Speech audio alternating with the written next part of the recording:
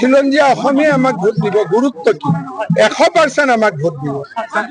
বাংলাদেশী মিয়াই ভোট দিব ৰাজেন গোহাঁইক, বহৰমপুৰৰ বাকীখিনিয়ে ভোট দিব জিতু গোস্বামীক। আৰু কি ইলেকশ্যন আছে? অখিল গগৈয়ে কৈছে দাড়ি টুপি থকা মানুহ ওপৰ অসমত আহিব পাৰিব, গুৱাহাটীত আহিব পাৰিব। কিন্তু মই এইটো কৈ দিছো যে এই অসমখন অখিল গগৈৰ বাপজাদা নহয়, এখন অসমীয়া মানুহ। অসমীয়াই সিদ্ধান্ত ল'ব বাংলাদেশী আহিব নে নাহিব, অখিল গগৈ নহয়। খিলঞ্জীয়া অসমীয়া আমাক ভোট দিব, গুৰুত্ব কি? 100% আমাক ভোট দিব। বাংলাদেশী মিয়াই ভোট দিব ৰাজেন গোহাঁইক, বহৰমপুৰৰ বাকীখিনিয়ে ভোট দিব জিতু গোস্বামীক। আৰু কি ইলেকশ্যন আছে? অখিল গগৈয়ে কৈছে দাড়ি টুপি থকা মানুহ ওপৰ অসমত আহিব পাৰিব, গুৱাহাটীত আহিব পাৰিব। কিন্তু মই এইটো কৈ দিছো যে এই অসমখন অখিল গগৈৰ বাপজাদা নহয়, এখন অসমীয়া মানুহ।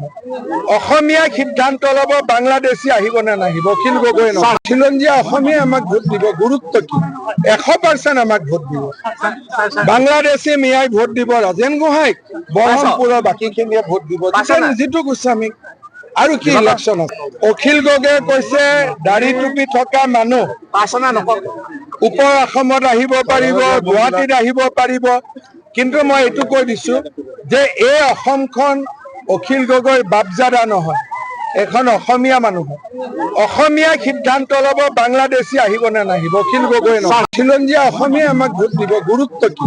100% আমাক ভোট দিব। বাংলাদেশী মিয়াই ভোট দিব ৰাজেন গোহাঁইক, বহৰমপুৰৰ বাকীখিনিয়ে ভোট দিব জিতু গোস্বামীক। আৰু কি ইলেকশ্যন আছে? অখিল গগৈয়ে কৈছে দাড়ি টুপি থকা মানুহ ওপৰ অসমত আহিব পাৰিব, গুৱাহাটীত আহিব পাৰিব।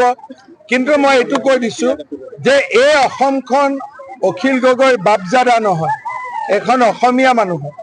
অসমীয়াই সিদ্ধান্ত ল'ব বাংলাদেশী আহিব নে নাহিব, অখিল গগৈ নহয়।